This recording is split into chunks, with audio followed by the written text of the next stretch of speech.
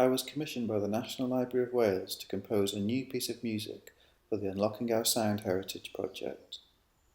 I've always enjoyed working with sound archives as they offer a rich selection of possibilities for composers.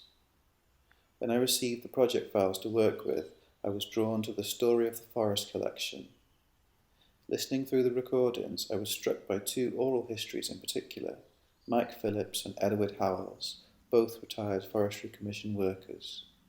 It was really interesting to hear their stories of working with the forest, and one aspect that felt quite meaningful was how, although the men had spent their careers planting and maintaining woodland, both lamented the loss of existing farmland and communities which were removed for the forests. Of course, this is both an historical and contemporary issue in Wales, and one I wanted to explore in this piece.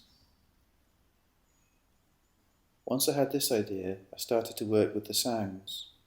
First, I wanted to create a percussive element that drove the piece forward, but also represented the planting of trees and physical labour itself. As I was working with recorded conversations, it was difficult to find any sounds that might be useful. Luckily, in the background of Mike Phillips's interview, there appears to be the sound of an open fire, and I used the crackles and sparks to create a drum rhythm.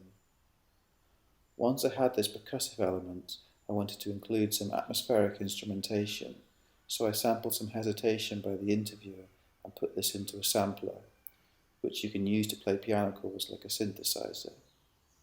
I then overlaid some of the original audio from the interviews to further emphasize the theme of the composition.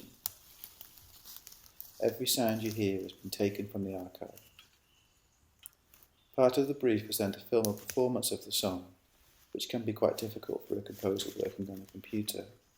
So I decided to cycle to a local forest and have the computer perform the song there.